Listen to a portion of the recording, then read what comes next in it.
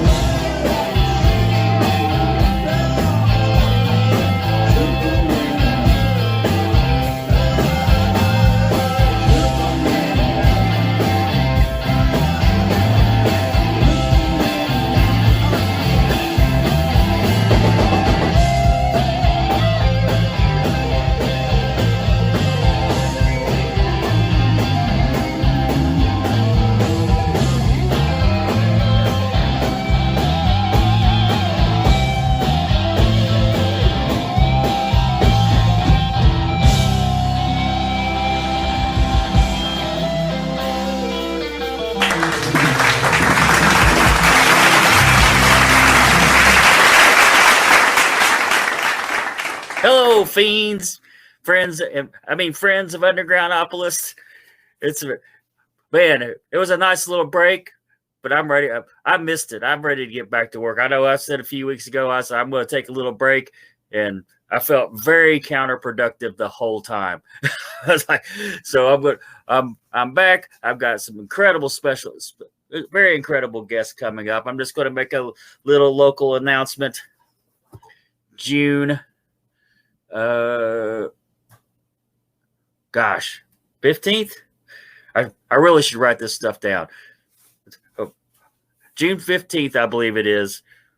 An evening with pros at 21st in Germantown, brought to you by Undergroundopolis. In case you didn't know, we are putting on shows. We've been doing it for a few months now. The third Thursday of every month, Undergroundopolis gets 21st in Germantown to present the Ruckus. It was called the Local Ruckus, but out-of-town bands are starting to ask, hey, can we get in on this? I like it. Okay, now it's going to be just the Ruckus. I'm glad I didn't make the vinyl banner yet, because I was going to, and it was going to say the Local Ruckus, but I think it's just going to be called the Ruckus. And that is 2 weeks. Let's see. Today's the 1st. The 15th, June 15th. So it'll be about a week after you see this show. And Even the pros have the whole evening. If you don't know who pros are, you may have seen them opening for Dan Baird of the Georgia Satellites. If you saw his last tour, you may have saw him, and I'm really glad to have them back. They put on they're a very, very tight, good band, and they asked for the whole evening, and I gave it to them because they're that good. They are that good. And the following Sunday at 21st in Germantown, you think that's my second home? My buddy, local comedian Uncool Randy, has needed a night off. He asked somebody to fill in the open mic for him for that Sunday night, for Sunday Night Live. And guess who he asked? That's right. He asked me to step in and host that open mic for him. And I'm excited to do that too. I'm really happy. I started that open mic, and then the pandemic hit. And then after a few weeks, we started the open mic, the pandemic hit. And then I couldn't do it there for a while, and I'm excited that whenever he needs night off, he asked me to do it. So I will see you that Sunday night, hopefully, and I will probably make an episode out of it. Tonight, my guest, I'm really excited to talk to. I don't know, I'm always excited to talk to my guests, but man, I really like this album. It's really great.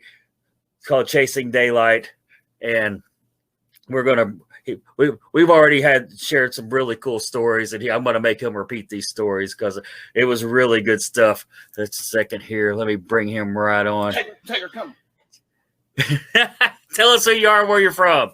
Hey, how's it going, guys? Steve Ramone here. I'm hanging out in lovely Riverside, Illinois. Oh, hey, Tiger's excited to be on the show, apparently. Sorry about that. Come here, Tiger Bear. It's okay. Sorry about that. JuJu. Sorry about that, brother. My bad. As soon as we got to the thing, everybody started screaming right now. Can we hold on for 1 second? Yeah. Oh, geez. Hold on.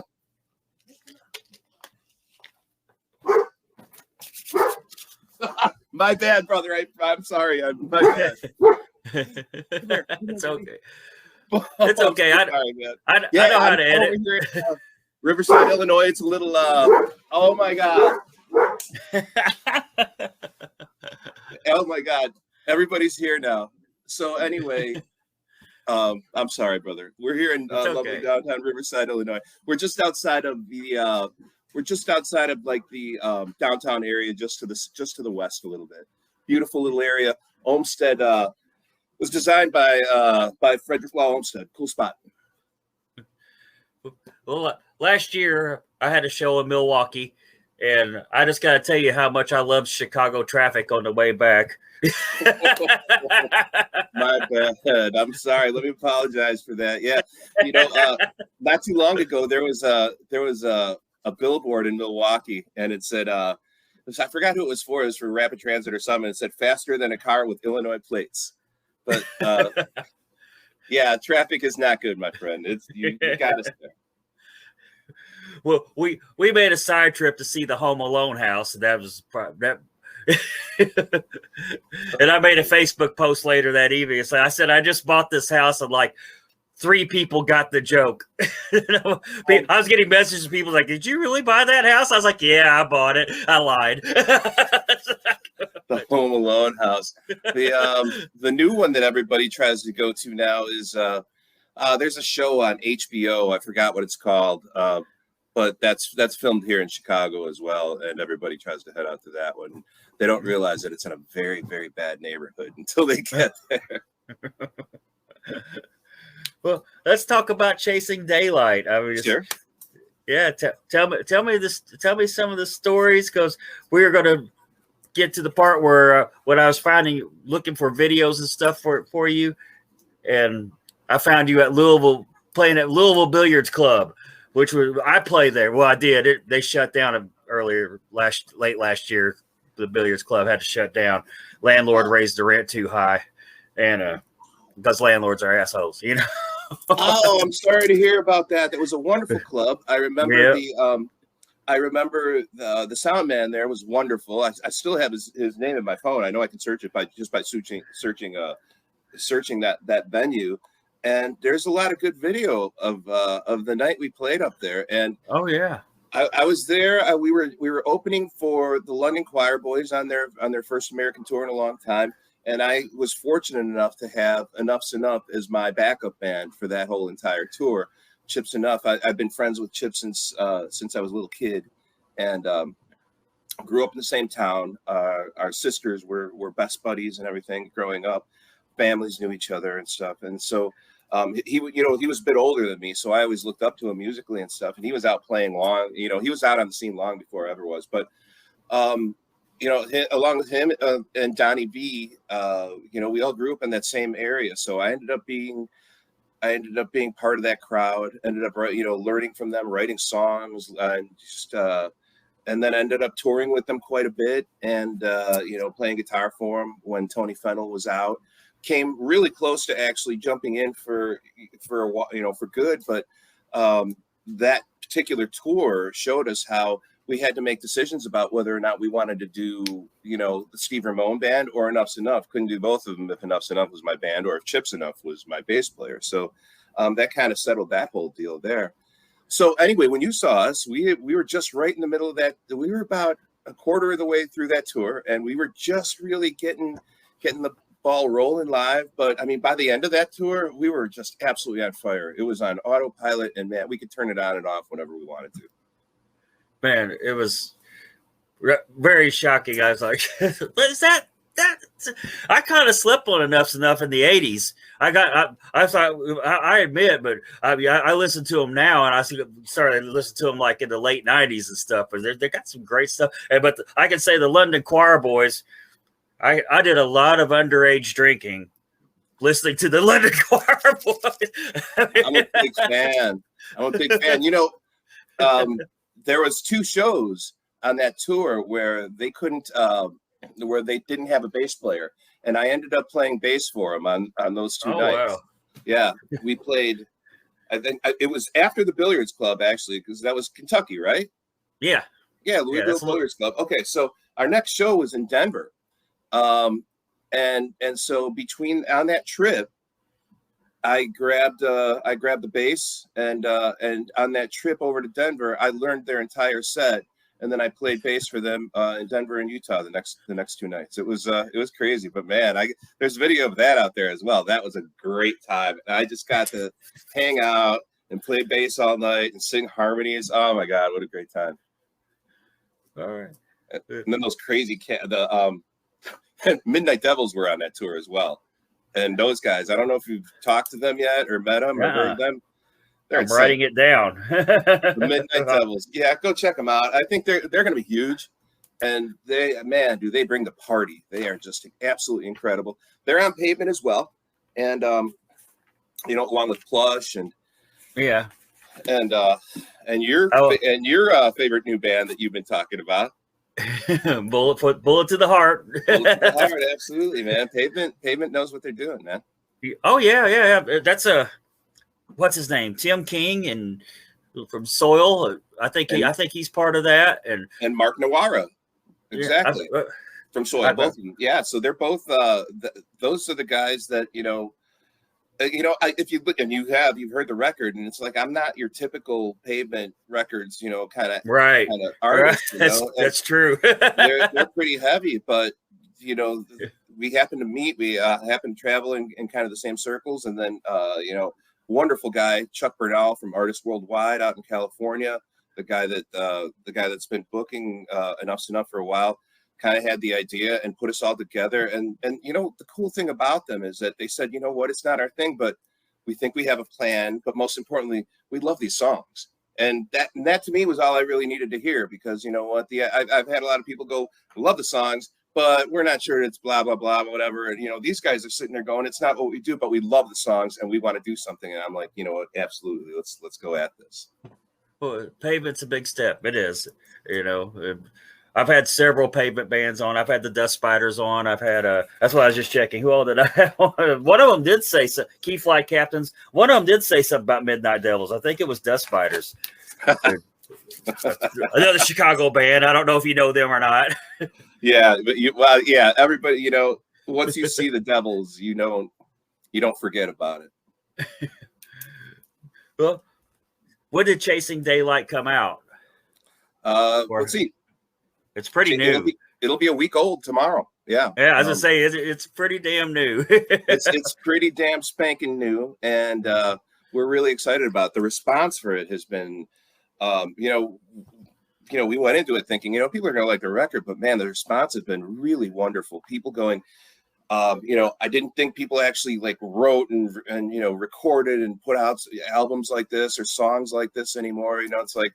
I can't deny some people have said that, tongue in cheek a little bit, but the vast majority of people have been like, no, this is old school writing and rock and roll and stuff like that, and that makes us truly happy. And we can take these songs anywhere. We're on tour with Glenn Hughes and Yngwie. We can go. We came close to doing dates with Morgan Wallen last year and stuff. Oh wow! The Quireboys are basically a straight up rock band, so we can travel with anybody. The songs just get over wherever we play them. I love Jump on It. I love that song. The video already is 3 weeks old, has 24,000 views. Woo! Right? Did you know that? I did now. I heard it was getting up there, but 24,000? 24,000. I just double checked before I brought it up because I did write it down. I was like, man, let me make sure there wasn't a decimal point in between the 2 and a 4 before I opened my mouth. But no, it's 24,000 views. That's a big difference, 2.4 and 24,000 views. Yeah. To think that, people have checked it out, that many times and gotten into it, or watched it more than once, that's just awesome.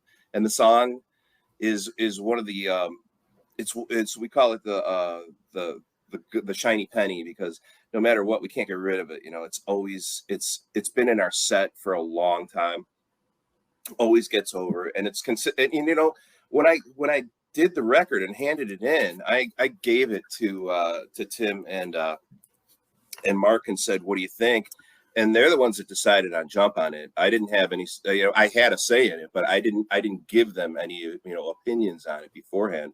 And everybody came back and said, yeah, this is the one. It's like, okay, who am I to go against it? And I think they were right, because after putting out a full length video and promoting the song and everything, everybody has a absolute 100% idea of what I'm all about on the pop side. There's other things that we do. You've heard the record and stuff like that, but what you're going to kind of get from that song, That's a great song. So tell me about Our Love. You got a cool story about Our Love? Well, the general theme with most of my songs is they're generally about girls that wouldn't go out with me in high school. I talk about that every night, just about either wouldn't or did and lived to regret it or whatever, But yeah, Our Love was a wonderful song that it was one of those, I call them I call it a throw up song, because it's like you're sitting there noodling around with a guitar. I could be just sitting there with a guitar, right, and just screwing around, and then I can go, oh wow, what's that? What do I need? Oh, there we go.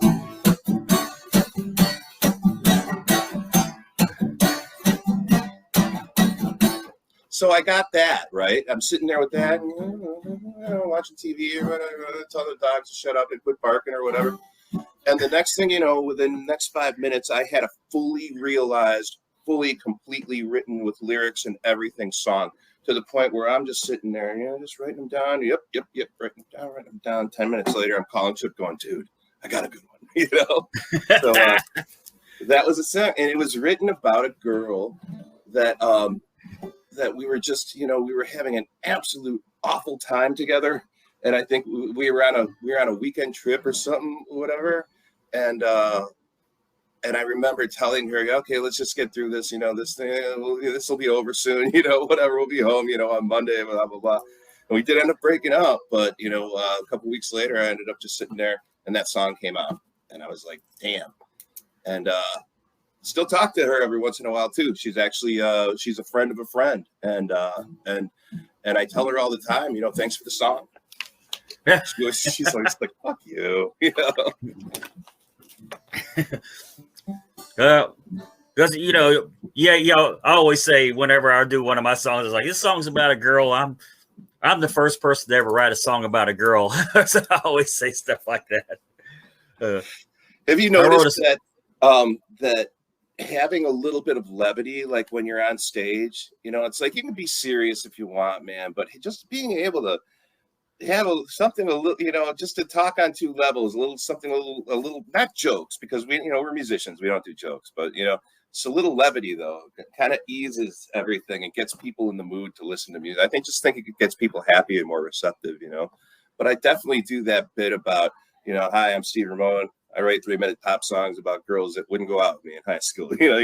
Chances are you're going to hear something stupid like that every single time I play. I wrote a song about a girl's butt. What's it called? The song's called Darren. Darren? Is that was her, Darryne. Her name was Darren. And she could tell me this was 90s, 30 years ago. She's like, Rob, you should write a song about me. And I wound up writing a song about her butt, which she wasn't happy about. And I don't play it anymore. It's like, change the name to Derriere. Yeah, close. I do use derriere. I do use that word in one song, like for my very first EP. There's one song I said derriere in it. Did you have to Google it to learn how to spell it? No. I was just wondering. I was just thinking to myself, derriere. How do you spell that? D-E-R. Amy. Okay. Amy. Somebody. She's Amy. Amy is on everything I put out. Just somewhere. She either still sing background vocals or something, but she wrote it. Oh, okay. There you go. It was her idea. She said you should say derriere. Everything. Every bit of Amy's advice in my music. When I do release music, like every bit of advice Amy's ever given me has been priceless. Yeah. Well, there's certain words that, from a songwriting standpoint do well. Water. Anytime you can invoke either the sound of water, or you can use the word water in the thing, or you can use the word rain. Flood is another good one, but anytime you can invoke things like water or sun, here comes the sun, the elements, fire. There's certain words that just lend themselves to not only songwriting, but to thematic lyricism that allow you to, take those elements and create moods and then wrap ideas around them so that you can write on different levels. You can write something very simple. You can write Yellow Submarine if you want. And it's, we all live in a yellow submarine, and my kid loves Yellow Submarine. Absolutely. It's like, oh my God, Yellow Submarine, but when we listen to Yellow Submarine, it's a wonderful song, but we hear something different when we hear the lyrics to Yellow Submarine than my son hears when he, listens to Yellow Submarine. So doing those things and creating those moods with words are wonderful. It's the same thing with comedy again. There's funny words. You can say bird all you want, but when you say chicken, it's a funny word, man. Chicken's funny. So it's got the K sound. The K is the funniest sound. Is that true? There you go. The K sound. The C, the C silent, but it still matters. So yeah, absolutely. You're right on point there, man. Time to Go is my other favorite song. Joel Hoekstra played from Whitesnake, played guitar on that song. Oh yeah, yeah. So it was Joel and Chip in the studio on that one. And who played drums on that? I think it was Bo Palisard played drums on that one. But we had that song done, like done, like it was done. And we went to mix it, and we weren't quite happy with the way, from a guitar standpoint, we weren't really getting the kind of tones we wanted out of it. They were too brash and they were too rough, and they weren't polished enough. And Chip called up Joel and said, "Hey, man, take a stab at it." We sent it over to him. 2 days later, he sent back all those tracks. What you hear on the record is what he sent back, just fully realized. Pop it into the mix, and it just sat there in there so perfectly. And it was amazing, man. It was a lot of fun. He nailed the key change at the end perfectly. His solo at the end is just ridiculous. The one in the middle is sweet as can be. So yeah, we were super happy with that one, and it's a blast to play live. We absolutely go nuts on that one. And let's see, Down Falls the Rain. Downfalls. There we go. Elements. Yeah, it's the same thing again. Downfalls of Rain was a song about a particularly nasty breakup, and I loved, and I actually had it written in kind of a different, the arrangement was different, the execution of the sounds and the tempo and everything was very different, and I was trying to kind of squeeze it into a format that it didn't really belong to. But then when I started thinking about it as kind of a country-ish cry in your beer kind of song, then it was like, man, it all made sense. We tried to throw in a couple different melodic things in there so that it didn't come off as like straight country, but we still wanted it to be in there. And then when we ended up with that fabulous slide solo in the middle, we kind of like, just went and bought the firearm and said, all right, we're going pretty country here. So but it's heavy and it's a lot of fun, and it kind of shows you that even if we're writing in different formats and different genres and stuff like that, you're still going to get the kind of the same thing. A straight up hooky pop song is going to last 3.5 minutes, and kind of catch you with some clever play on words and some cool harmonies and some fabulous musicianship. Those guys really killed it on that one. Listen to Chip's bass line on that one. It's one for the ages. It's absolutely remarkable. Well, go down your A guest list on your album of these A-list musicians you have working on this album, that worked on this album with you. Go down this list for everybody before we wrap it up. Wow, we had Chips Enuff. Donnie V sang a lot of harmonies on the record. Ricky Parent, God rest his soul. We had one track from some studio stuff that we did ages ago, and we were able to take that and incorporate it into what we were doing. Joel Hoekstra, he does Whitesnake, and he does what's the Trans-Siberian Orchestra. Oh, wow. Yeah. My dad loves that, of all things. But my dad will go see Trans-Siberian Orchestra anytime they go to Indianapolis. Yeah, right. Yeah, it's absolutely wonderful. Yeah, he's just an amazingly talented musician. Grew up in Orland Park. Like, we grew up within 10 miles of each other as kids and stuff like that. So I remember seeing him at parties and stuff in high school. Same with Chip and Donnie. And then we had Dax Nielsen from Cheap Trick, who played drums on Chasing Daylight. He played drums on the Elvis cover of Suspicious Minds. That was great having him in. Andre Bautista, who is a first call monstrous drummer here in the Chicagoland area.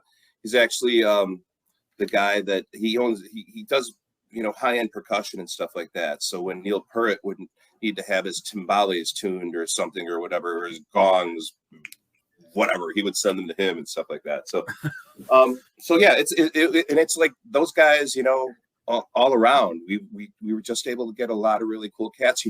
What's really funny is that Todd Zuckerman from Styx was actually supposed to play on a song, but we had so many good spots filled and everything like that, we couldn't work him in. So he's on hold till the next record. As they say, there's always a next record, man. There's always a next record, and the same thing happened with Vinny from Sponge. We were going to have him sing on Suspicious Minds because he's a big Elvis fan, and he agreed to do it. But then we had Dan McGinnis from CCR, Creedence Clearwater Revisited. He came in and he ended up doing the harmonies on Suspicious Minds, and he did the harmonies on Somehow, Somewhere, Some Way as well. And so we had all these killer cats coming in and playing and singing with us. Me and Chip would just look at each other and just kind of grin and be like, do it again, But it was a great time, man. It was wonderful. But when do you embark on your tour with Glenn Hughes and Yngwie Malmsteen? Yngwie Malmsteen, Crazy, right? He makes his guys. He's referred to as maestro on the road. Let's see. We our first show with them is August 27th in Indianapolis. No, Hobart, Indiana. Hobart, Indiana. There you go. Yeah. And so we will be there, and then we're off to California from there, and we have a bunch of House of Blues shows all over there. We will be in Denver. We will be in Detroit. Yeah, we'll be all over the place, man.